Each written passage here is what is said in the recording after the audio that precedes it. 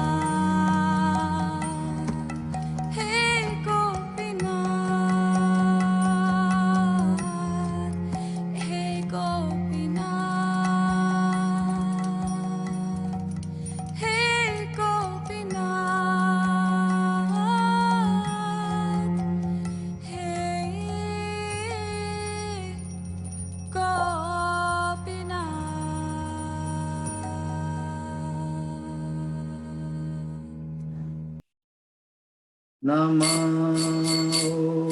विष्णुपदाय कृष्णपृष्ठाय भूतले श्रीमते भक्ति वेदांत स्वामिनिति नामिने नमस्ते सरस्वती देवे गौरवाणी प्रचारिणे निर्विशेष शून्यवादी पाश्चात्य देशतारिणे जय श्री कृष्ण चैतन्य प्रभु नित्यानंद श्री अद्वैत गदाधर शिव कवि गौर भक्त वृंद जय श्री कृष्ण चैतन्य प्रभु नित्यानंदा श्री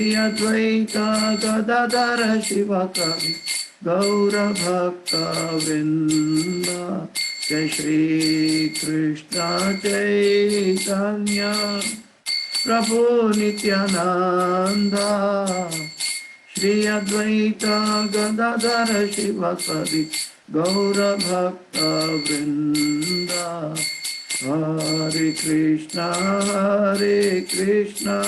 कृष्ण कृष्ण हरे हरे हरे राम राम राम हरे हरे हरे कृष्ण कृष्ण कृष्ण हरे हरे हरे राम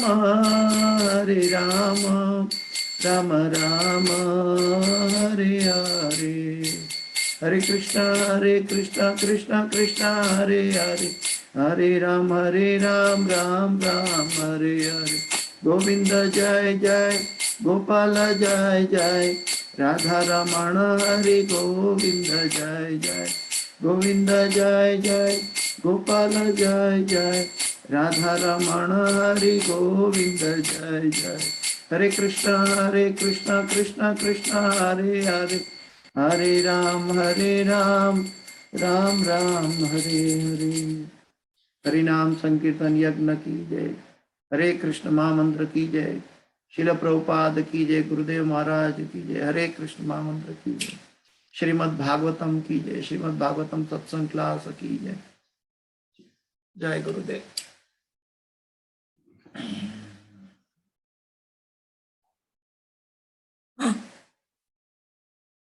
तो आज हम श्रीमद् भागवत का पहला स्कंद पूरा करने जा रहे हैं। पहला स्कंद का 19वां अध्याय का 39 और 40वां श्लोक पे देखेंगे। लास्ट 2 श्लोक, पहला स्कंद का लास्ट 2 श्लोक, इसके बाद दूसरा स्कंद शुरू होगा।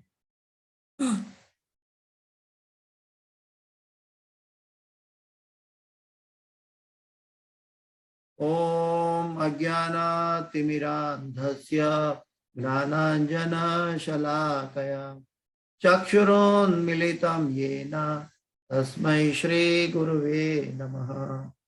श्रीचैतन्यमनोभीष्टं स्थापितं येन भूतले स्वयं रूप गदा मह्यं ददाति स्वपदान्तिकं। वन्देऽहं श्रीगुरु श्रीयुतापदकमलं श्रीगुरु वैष्णवांश्च श्रीरूपं साग्रजातं सगणा रघुनाथान्वितं तं सजीवं साद्वैतं सावधूतं परिजनसहितं कृष्ण चैतन्यदेवं श्रीराधा कृष्णपादां सहगणा ललिता श्रीविशाखान्वितां च। हे कृष्णा करुणा सिंधु दीनबंधु जगत्पते गोपीश गोपिका कांत राधा कांत नमोस्तुते।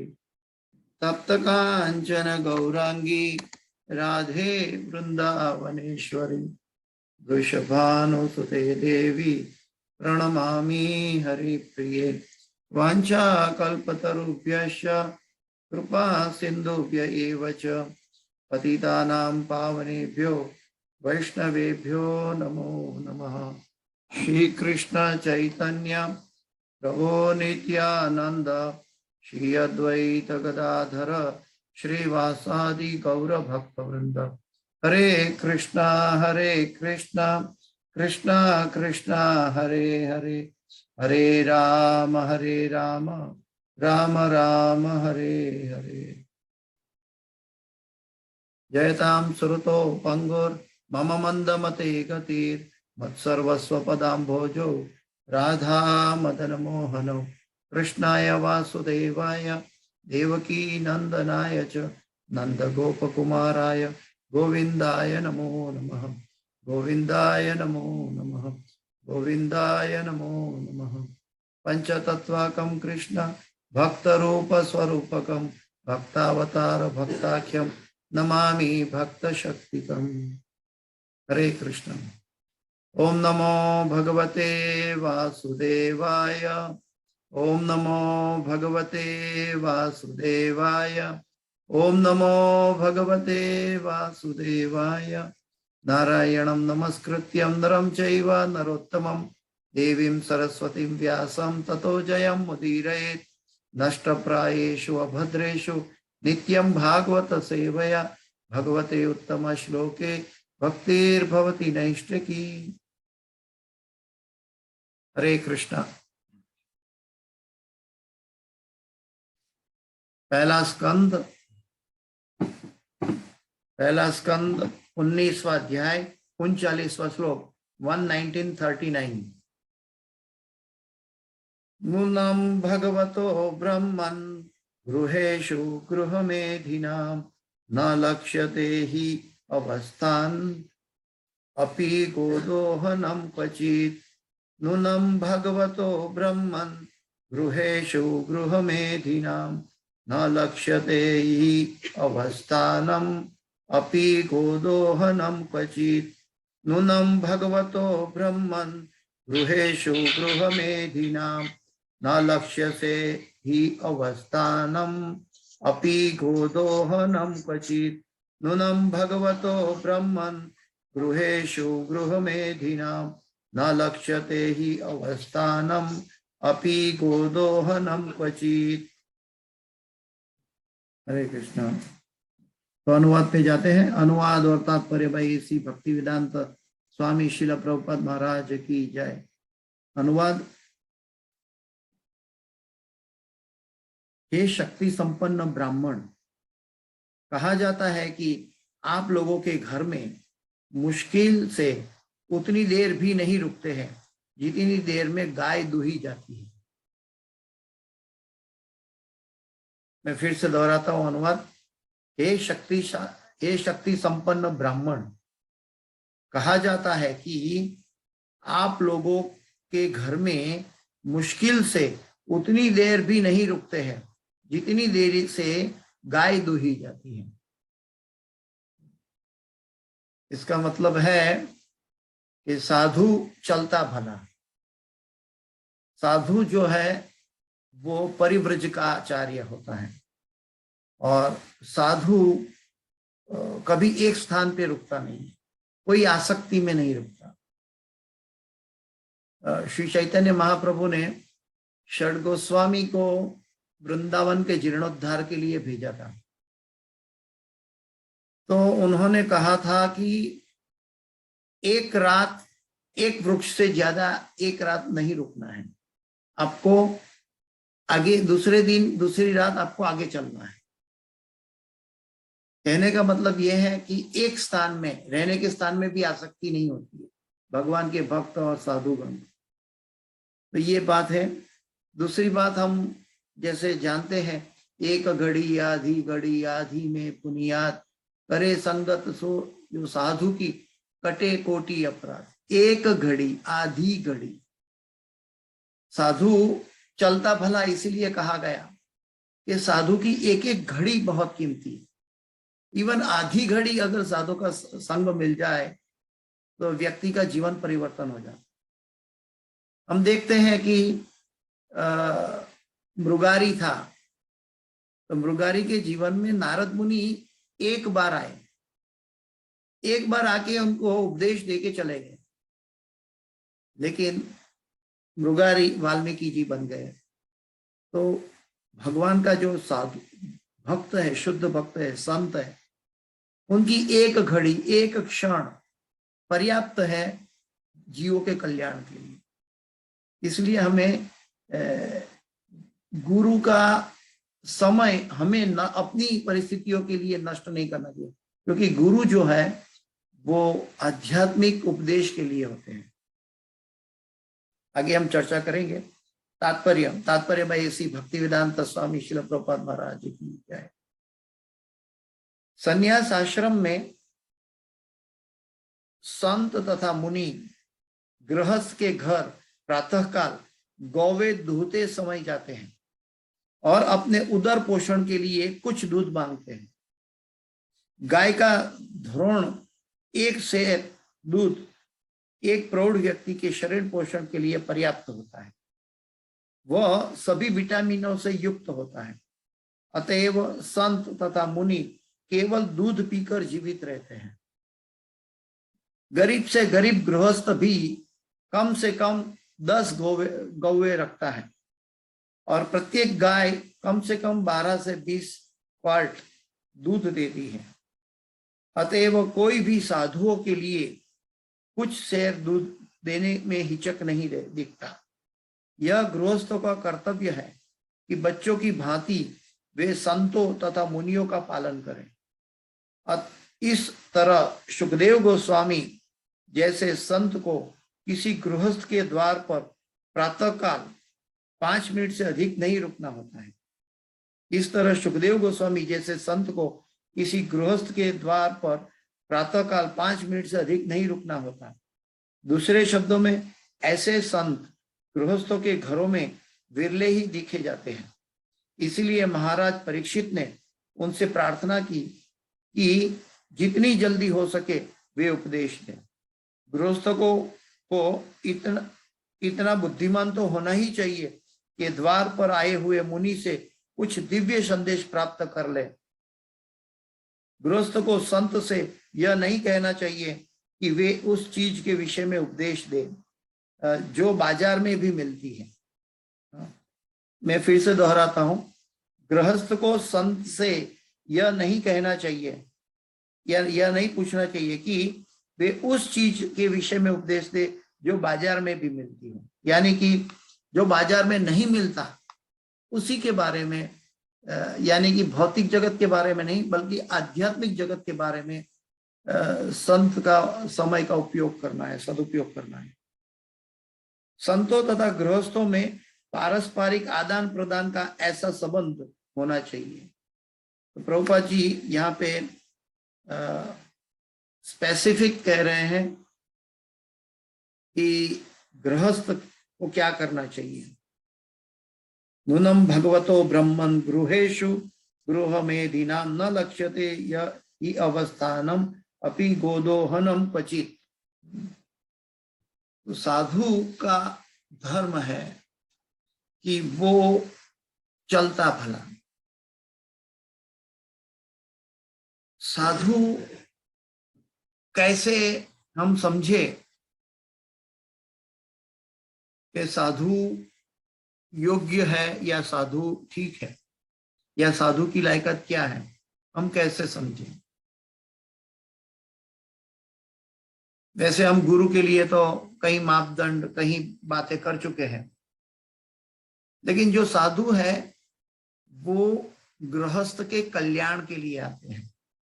भले वो अपना प्रातःकाल गाय को दूध दोने के समय आते हैं और कुछ दूध लेके चले जाते हैं जिससे उनका पोषण हो जाए, उनका दिन निकल जाए।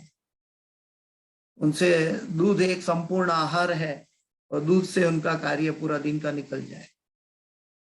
लेकिन साधु का लक्षण जो है वो साथ साथ गृहस्थों का कल्याण करना भी है। और गृहस्थ को भी चाहिए कि साधु का समय को अपव्यय ना करे। साधु कैसा होना चाहिए उसके लिए मैं एक छोटी सी एग्जाम्पल दूंगा। गुरु या साधु जो भी कहें आप, तो कैसे होना चाहिए उसके लिए मैं एक छोटा सा एग्जाम्पल दूंगा कि एक व्यक्ति जेल में गया है। जेल में गया है और उनके 2 मित्र हैं। एक व्यक्ति जेल में है, उनके 2 मित्र हैं। एक व्यक्ति कहता है कि ये जेल का पुलिस सुपरिटेंडेंट मेरा दोस्त है, वो तुम्हें एयर कंडीशन देगा, वो तुम्हें सभी सुविधाएं प्रदान करेगा, रोज न्यूज़पेपर देगा, अच्छा रहने की सुविधा देगा, तो आपको जरा भी तकलीफ नहीं होगी, आप आराम से रहिए। तो ये एक मित्र है जो उनका हितेच्छु है, जो जेल में गए हुए व्यक्ति के लिए ये बात करता है, उनका मित्र। दूसरा मित्र ये है कि वो व्यक्ति को कहता है कि मेरी जेल सुपरिटेंडेंट से मित्रता है और मैं कायदे कानून से देखकर जल्द से जल्द तुम्हें जेल से रिहा करवाऊंगा, जेल से रिहा करवाऊंगा। तो दिखने में तो दोनों हितेच्छु दिखते हैं,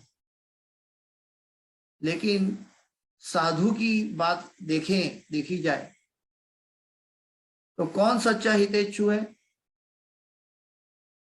वो हितेच्छु नहीं जो जेल में सुविधा प्रदान करता है, लेकिन वो हितेच्छु जो जेल से बाहर निकालता है।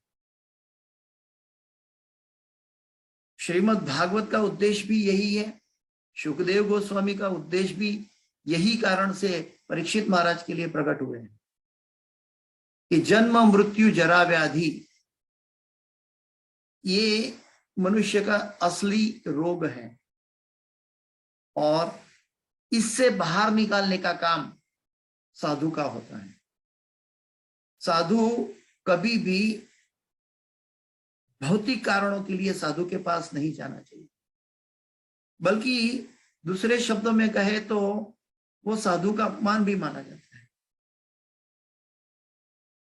तो साधु के पास हमारा शरीर ठीक नहीं है, हमारा तंदुरुस्ती ठीक नहीं है, हमारे परिवार ठीक नहीं है, हमारा आमदनी ठीक नहीं है, हमारे माता पिता ठीक नहीं है, ये सब भौतिक चीजों के लिए साधु नहीं है। संसार में साधु जो है वो जीवों को कल्याण के लिए, जीवों को जन्म मृत्यु जरा व्याधि से छुड़ाने के लिए होते हैं। आजकल के साधु के लिए बात यहाँ पे नहीं बताई कि जो चाय भी पीते हैं और चाय के लिए सुबह सुबह घूमते हैं।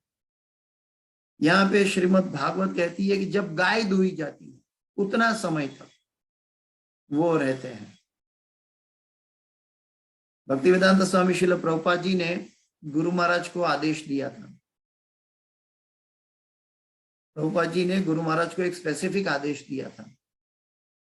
वो आदेश था कि आप अंतरराष्ट्रीय कृष्ण भावनामृत संघ के जय पताका यानी कि विक्ट्री फ्लैग आप ध्वजा होगा, हाँ, यानी कि you will be A victory flag, और मैं आपको आध्यात्मिक क्या कहते हैं कि आध्यात्मिक डेस्टिनेशन मैं आपको दे रहा हूं, मायापुर धाम, उनका जीर्णोद्धार करें और उनको आप फिर से जागृत करें। साथ साथ ये भी कहा था कि आप क्योंकि अब जय पताका है, आपके पास जिम्मेदारी होगी, इसलिए आपको कम से कम 50,000 शिष्यगण बनाना होगा। 50,000।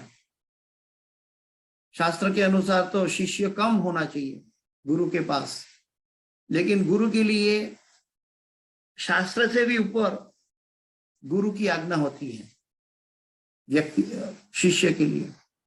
तो गुरु महाराज को आदेश दिया था प्रभुपाद जी ने कि आपको 50,000 शिष्य होना चाहिए। क्यों? और साथ साथ ये भी आदेश दिया था कि आपको एक स्थान में 3 दिन से ज्यादा नहीं रुकना है, पूरे विश्व में जाना है और एक दिन में 3 दिन से ज्यादा नहीं रुकना है। क्यों? क्योंकि वो स्थान में रहने से आसक्ति हो जाती है। यहाँ मुझे बहुत कंफर्ट जोन है, यहाँ के लोग मुझे अच्छी सेवा कर रहे हैं, मेरा अच्छा मित्र है, तो मुझे यहाँ बैठकर उपदेश देता रहूंगा। नहीं, 3 दिन एक स्थान में रहना है। जैसे चैतन्य महाप्रभु ने अपने शिष्यगण को कहा था कि एक रात एक वृक्ष के लिए नीचे रहना है। तो साधु का कर्तव्य है कि जितना हो सके जीवों का कल्याण करे। वो जीवों के आनंद प्रमाद के लिए नहीं है, वो जीवों के साथ अगर प्रेम की बात करता है, प्रेम बरसाता है, तो वो सिर्फ और सिर्फ उनकी अनुकंपा या करुणा है। साधु कभी भी भौतिक जगत के अंदर भौतिक विषयों के प्रति उपदेश नहीं देता। एक प्रसंग मुझे याद आता है मेरे अपने जीवन में। मैं नया नया था और गुरु महाराज बलराम देश में आए थे और मेरी बेटी को 12th स्टैंडर्ड की बोर्ड एग्जाम थी। तो उस समय सभी भक्तगण क्या करते थे बलराम देश में कि जब एग्जाम होती है तो अपनी लिखने वाली पेन जो है वो भगवान को अर्पण कर देते थे और पहले गुरु को और फिर भगवान को अर्पण कर देते थे और फिर वो पेन पूरी रात भगवान के पास रख के फिर सुबह में वो पेन लेकर जाकर एग्जाम देते थे, ताकि जैसे भगवान लिखाना चाहे मैंने अपनी तैयारी की है, जैसे भगवान लिखाना चाहे मैं लिखूंगा। और सभी अव्वल नंबर आते थे। तो उस समय क्या हुआ कि गुरु महाराज वहां पधारे। तो गुरु महाराज वहां पधारे तो एक इच्छा व्यक्त की, मेरी बेटी ने भी एक इच्छा व्यक्त की कि पापा मैं ये पेन पहले गुरु महाराज को अर्पण करके आशीर्वाद लेना चाहती हूँ। तो वो तो उनका ध्येय सही था, ध्येय शुद्ध था। गुरु महाराज ने उनको आशीर्वाद भी दिया, फिर कहा कि जाके भगवान के पास रखो। लेकिन गुरु महाराज ये सब होने के बाद मुझे बुलाकर बोलते हैं, क्या मैं भौतिक आशीर्वाद के लिए हूं? गुरु महाराज मुझे कहते हैं, क्या मैं यहाँ भौतिक आशीर्वाद के लिए आया हूं? तो गुरु महाराज जो है ये उपदेश देते हैं। ये आज के भागवत के श्लोक के आधार पर हम देख सकते हैं कि गुरु का समय नष्ट नहीं करना चाहिए। गुरु हमें दिव्य संदेश, हमारा आध्यात्मिक उन्नति, आध्यात्मिक कनेक्शन के लिए हमारे साथ हर प्रश्न का जवाब देने के लिए तत्पर होते हैं। उनको भौतिक सरोकार से कोई लेना देना नहीं है। तो ये क्वालिटी षड गोस्वामियों में थी, प्रभुपाद जी में थी और गुरु महाराज में भी है।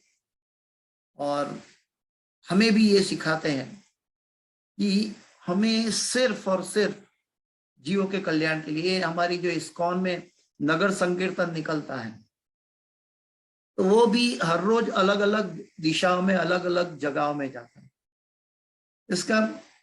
इसके पीछे एक साइंस है कि हम सुबह सुबह जाते हैं, हम बुक डिस्ट्रीब्यूशन करते हैं, लेकिन बुक डिस्ट्रीब्यूशन के प्रति हमारा ध्येय उद्देश्य क्या है कि कई जीवों को कृष्ण भावनामृत में जगाना। कृष्ण भावनामृत में जगाने का मतलब है उनको भौतिक आसक्ति, जीव जागो गौरा चंद्र बोल, उनको भौतिक आसक्ति से छुड़ाकर आध्यात्मिक प्रसाद, प्रभुपाद जी का आध्यात्मिक प्रसाद प्रदान करना। तो ये उद्देश्य है। यहाँ पे प्रभुपाद जी लिखते हैं तात्पर्य में कि इसलिए महाराज परीक्षित ने उनसे प्रार्थना की कि जितनी जल्दी हो सके वे उपदेश दें, जितनी जल्दी हो सके, क्योंकि उनके पास सिर्फ 7 दिन थे। उनको मालूम था कि 7 दिन है मेरे पास। हर एक के जीवन में वैसे देखो तो 7 दिन ही है, रविवार, सोमवार, मंगलवार, बुधवार, गुरुवार, शुक्रवार, शनिवार, यही 7 दिन में कोई भी एक दिन किसी का भी मृत्यु होने वाला है। तो व्यक्ति को चाहिए कि उसको हमेशा सदैव जागृत रहना चाहिए कि अपने जीवन का लक्ष्य को हासिल करने के लिए पहले तो उसके पास प्रलोभन होना चाहिए कि कैसे संत का आगमन हो, कैसे संत गण का एसोसिएशन मिले, कैसे शुद्ध भक्त की संगति मिले और उनके उपदेश एकमात्र मेरा जीवन का लक्ष्य बने। गुरु मुख पद्म वाक्य चित्ते देखो रही आए। ये एक गृहस्थ का ये कर्तव्य है। प्रभुपाद जी अन्य जगह में ये भी बताए हैं कि गृहस्थ का ये भी कर्तव्य है कि साधुजन या ब्राह्मण जन या गुरुजन का इतनी सेवा करे कि ताकि उनका जीवन निर्वाह चलता रहे, उनको कमाने की आवश्यकता ना हो। गृहस्थ कमा रहा है उनमें अपनी कमाई के कुछ हिस्सों में से कुछ प्रतिशत, कम से कम, पहले तो 50% की बात कर रहे थे, लेकिन कम से कम 10% व्यक्ति को अपनी कमाई से साधु की सेवा में, गायों की सेवा में, भगवान की सेवा में लगाना चाहिए। दूसरे शब्द में ऐसे संत गृहस्थ के घरों में विरले ही देखे जाते हैं, विरले ही देखे जाते हैं। यानी कि जो व्यक्ति गृहमेदी है तो वो घर का दरवाजा बंद कर देगा, लेकिन जो गृहस्थ है वो इसके अंदर अनमोल तक देखेगा। अतिथि देवो भव, वो अनमोल तक देखेगा कि मेरे घर कोई पधारे हैं, भगवान की इच्छा से, या इसके हृदय में चलो कुछ भिक्षा मांगने की इच्छा है तो भी ये पधारे हैं। मेरे शिक्षा गुरु कहते थे कि हम जब धाम यात्रा करते हैं तो धाम यात्रा करते हैं तो वहां जब विश्राम घाट पे जाते हैं, स्नान करते हैं, तो पंडे लोग बोलते हैं चलो मैं पूजा करवा देता हूं, आप संकल्प ले लीजिए और पूजा कीजिए और आपको आशीर्वाद मिलेगा। और कई लोगों को जो नहीं जानते हैं, मैं भी उसमें से था पहले, जो नहीं जानते उनको ऐसा लगता है कि पैसा कमाने का धंधा बना दिया, लेकिन ये पंडे पैसा कमाने का धंधा नहीं है। आज वो लोग वहां ये सेवा कर रहे हैं, इसीलिए धाम की वैल्यू है। और उस संक्षिप्त में वो पूजा करके वो आखिर में तो हम क्या दे देते हैं उनको। तो हमें ये सोचना चाहिए कि जब हम ग्रह मेदी न बने, धाम में जाकर भी हम कभी कभी ग्रह मेदी बन जाते हैं कि पैसों के पीछे आसक्ति हो जाती है, नहीं नहीं देंगे, नहीं देंगे। ये हमारे मन से धीरे धीरे निकलना होगा, क्योंकि ये संसार की एक आसक्ति है। तो यहाँ पे प्रभुपाद जी कहते हैं कि वो विरल दिखते हैं। दूसरे शब्द में ऐसे संत गृहस्थों के घरों में विरले ही दिखे जाते हैं। इसीलिए महाराज परीक्षित ने उनसे प्रार्थना की कि जितनी जल्दी हो सके वे उपदेश दें। गृहस्थों को इतना भी बुद्धिमान तो होना ही चाहिए कि वे द्वार पर आए हुए मुनि से कुछ दिव्य संदेश प्राप्त कर ले। पहले क्या है कि हमारे अंदर प्रश्न क्यों नहीं उठता, और दिव्य प्रश्न प्राप्त करने की बात है। तो प्रश्न तभी उठता है जब भूख लगती है। हम खाना तभी मांगते हैं जब हमें भूख लगी होती है। हम प्रश्न तभी उत्पन्न होता है जब हमें उसके अंदर कुछ अपूर्णता लगती है। हम संसार के जगत को अपूर्ण मात्रा से अपूर्ण जगत में रहते हैं, इसीलिए हमें सांसारिक प्रश्न उत्पन्न हो जाते हैं। सांसारिक आसक्ति, सांसारिक मोह, सांसारिक क्रोध उत्पन्न हो जाते हैं, क्योंकि हमारे पास आसक्ति है ग्रह मेदी की तरफ। लेकिन जिसको आध्यात्मिक ज्ञान की आसक्ति है, आध्यात्मिक ज्ञान की आसक्ति का मतलब है कि जैसे हम कहते हैं कि दूध की टंकी से अगर टैप लगा दिया जाए तो दूध निकलेगा, और पानी की टंकी से टैप निकाल दिया जाए तो पानी निकलेगा। तो पानी की टंकी से पानी मिलेगा, दूध की टंकी से दूध मिलेगा। तो जो गृहस्थ के जीवन में, उनके मन में आध्यात्मिक प्यास लगी हुई है, आध्यात्मिक उन्नति का लक्ष्य है, आध्यात्मिक जीवन के लिए उनका जीवन बीत रहा है, तो वो व्यक्ति ऐसी घटनाओं को एक भगवान का आशीर्वाद समझकर आध्यात्मिक प्रश्न करते हैं। यहाँ पे परीक्षित महाराज सुखदेव गोस्वामी से भी आध्यात्मिक प्रश्न किए हैं कि जिनकी मृत्यु 7 दिन में होने वाली है, उनके लिए श्रेय क्या है। हम लोग प्रेय के लिए जाते हैं, यहाँ पे श्रेय की बात होगी, उनके लिए श्रेय क्या है। तो हमारे जीवन में भी हमें समझना है कि हमारे लिए जीवन का लक्ष्य, मनुष्य जीवन का लक्ष्य, उसका श्रेय क्या है। कई बार कई मूर्ख जन पूछते हैं कि क्या क्या जरूरत है, मौज करो, आनंद करो, 84 लाख की बात किसने देखी है। लेकिन वो इतने कम बुद्धि, अल्प बुद्धि वाले होते हैं कि उनके सामने गुजरते हुए कुत्ते, बिल्ली, पशु पक्षी नहीं और मच्छर आदि नहीं दिखाई देते हैं, क्योंकि ये भी अलग अलग योनियां हैं। तो कई बार अज्ञानता में कई लोग अलग अलग बातें करते हैं।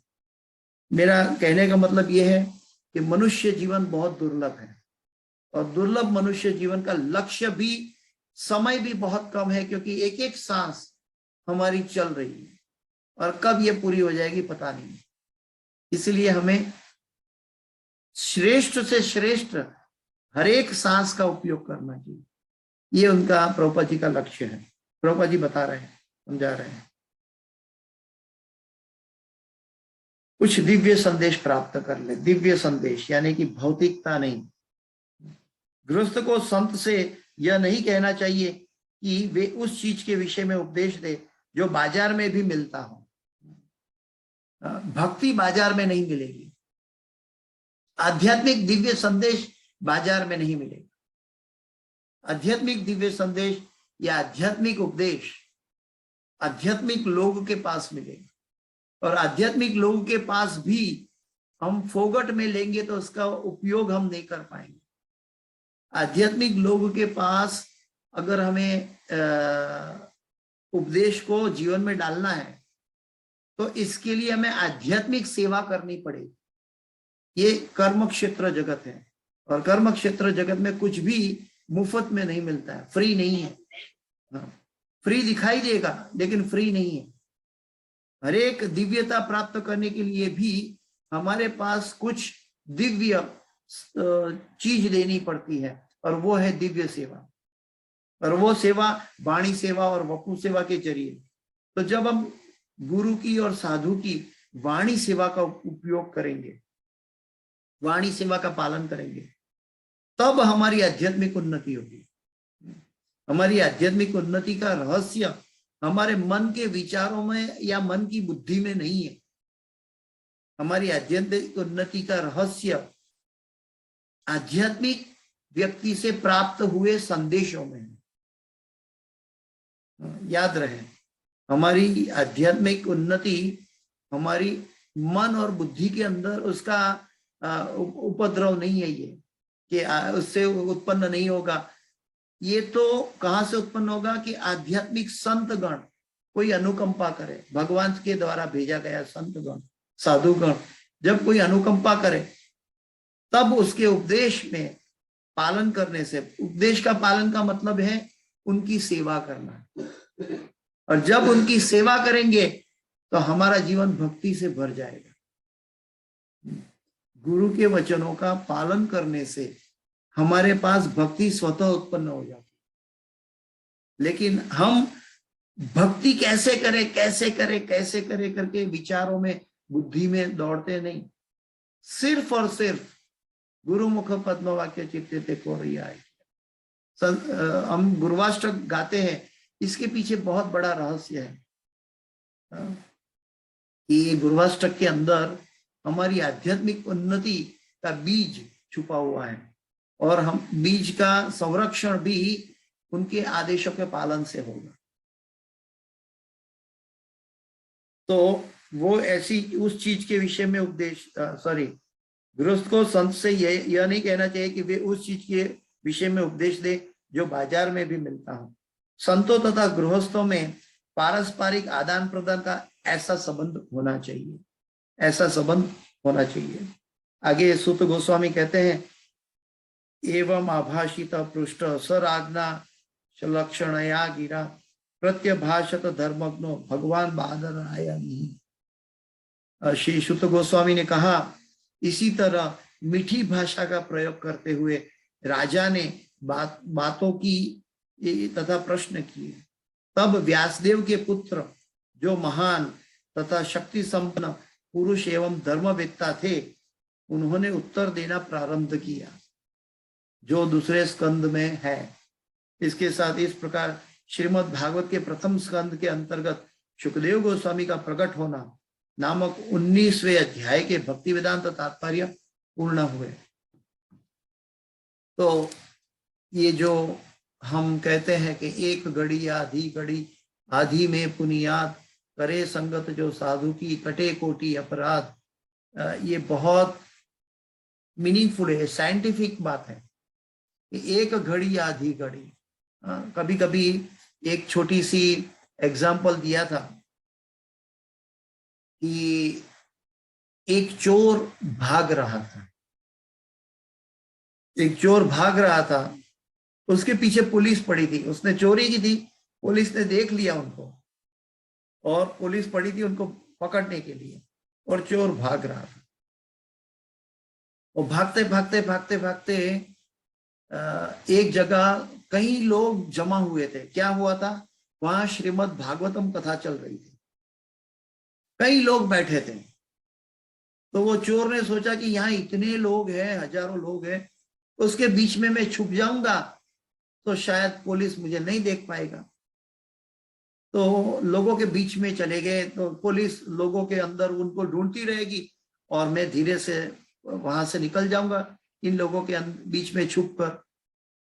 और बीच में से वो सभी लोग, कथा चल रही थी, उसके बीच में से बैठ के वो चला गया।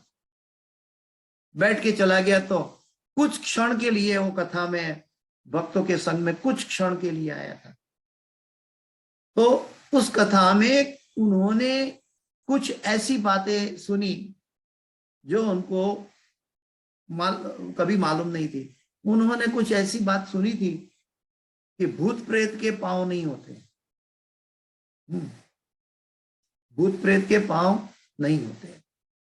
तो फिर वो चले गए। फिर कथा तो काफी लंबी है, कहने का मतलब जब उनको उनका कनेक्शन भूत प्रेत के साथ हुआ तो उन्होंने तुरंत मुड़ के देखा कि ये व्यक्ति बोल रहा है लेकिन वो उनका पांव नहीं दिख रहा है। तो वहां से भूत प्रेत से वो बच गया था।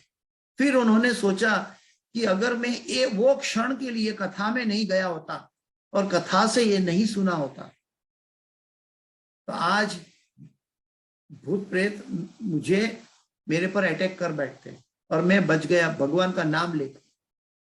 ऐसा कुछ लंबा स्टोरी है। तो कहने का मतलब ये है कि एक घड़ी के लिए उन्होंने भागवत कथा सुनी थी और वो भागवत कथा में कुछ ऐसी बातें चल रही थी और वो संत महात्मा ये बात बता रहे थे, उसी क्षण वो वहां पहुंचा और वहां से निकल गया।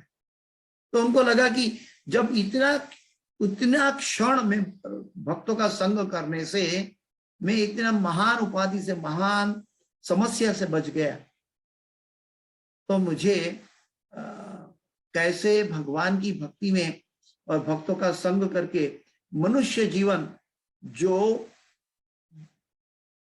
आत्मा की यात्रा में एक क्षण के बराबर है, आत्मा की यात्रा में ये मनुष्य जीवन कुछ क्षणों का वैल्यू है। वैसे ब्रह्मा जी के लिए कुछ मिनटों की बात नहीं है ये हमारा जीवन, जिसके पीछे हम अहंकार करते हैं।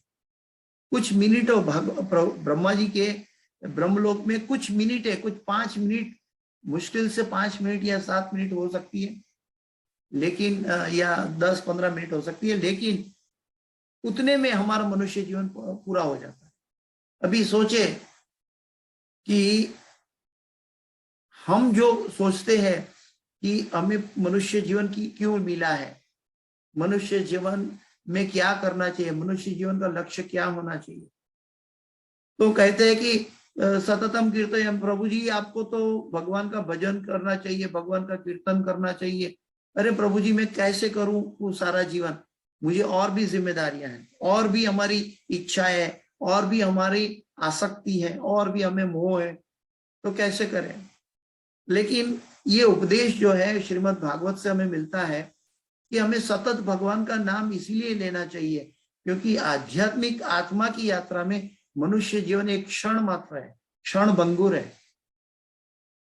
और क्षण भंगुर मनुष्य जीवन में हमें उसका सही से सही इस्तेमाल करना चाहिए। बुद्धिमान व्यक्ति वो है कि जो कम से कम समय में आके ज्यादा से ज्यादा कमा के चला जाता है। इस भौतिक जगत में भी देखते हैं, कोई बड़ा बड़ा व्यक्ति कोई बड़ा बड़ा कॉन्ट्रैक्ट करता है, अपना बिजनेस चलाता है, तो उनके ऑफिस के जो लोग हैं वो ऑफिस के लोग उसके एग्रीमेंट सब तैयार करते हैं, लेकिन जब वो लास्ट में उनके साथ डील करने जाता है तो सिर्फ वो एग्रीमेंट में साइन करके निकल जाता है। वो सिर्फ एग्रीमेंट में साइन करता है, यानी कि उन्होंने अपनी अच्छी कमाई कम से कम समय में कैसे प्राप्त करना है उसका उपयोग करते हैं। वो ज्यादा चर्चा नहीं करता, सिर्फ अपना काम कर लेते हैं। अपने ऑफिस के लोगों के द्वारा ये कार्य हो रहा है और वो साइन करके निकल जाता है। कहने का मेरा मतलब है कि वो अपना समय नहीं गंवाता। इस भौतिक जगत के व्यक्ति भी, भौतिक कमाई जो नाशवंत है उसमें भी वो समय गंवाना नहीं चाहता। तो मनुष्य को चाहिए कि उसको ऐसी संपत्ति मिल रही है कि जो बाजार में नहीं मिलती, और वो संपत्ति के लिए उनको सांसारिक चीजों के प्रति आसक्त न होकर उनको सतत उसका चिंतन करना चाहिए। ये आज का उपदेश है कि साधु चलता भला, उसको अपने पोषण के लिए, अपने क्या बोलते हैं कि निभाव के लिए वो जाता है गृहस्थ के घर में, गाय दूध दोहती है, उतना समय तक जाता है और दूध दोहती है, दूध पीकर आगे निकल जाता है। इसका मतलब यह है कि उनको फालतू गृहस्थ के पास चर्चा में नहीं जाना चाहिए। दूसरी बात है कि वो गृहस्थ के पास जो सुविधाएं हैं वो देखकर आसक्त भी ना हो जाए, उनकी आसक्ति, उनका जीवन लक्ष्य भटक ना जाए। इसीलिए उनको सिर्फ अपने निभाव, काम से मतलब है, वो काम करके आगे निकलना है। और ये काम क्या है, भौतिक जगत के लोग मतलबी काम करते हैं, और यहाँ पे लोग जो काम करते हैं वो आध्यात्मिक उन्नति के लिए करते हैं, जन्म मृत्यु जरा व्याधि मिटाने के लिए करते हैं। तो श्रीमद् भागवत सिखाता है कि भगवान का भक्त भी बहुत कंजूस और बहुत मतलबी होता है, लेकिन किसके लिए? भगवत प्रेम प्राप्त करने के लिए, साधु का संग करने के लिए। हरे कृष्ण। किसी का कोई प्रश्न है? हरे कृष्ण। इस क्लास की कोई भी सुकृति है, इस क्लास की कोई भी सुकृति है तो मैं मेरे गुरु महाराज इस होरी ने जय पताका स्वामी आचार्यपाद गुरु महाराज को समर्पित करता हूं।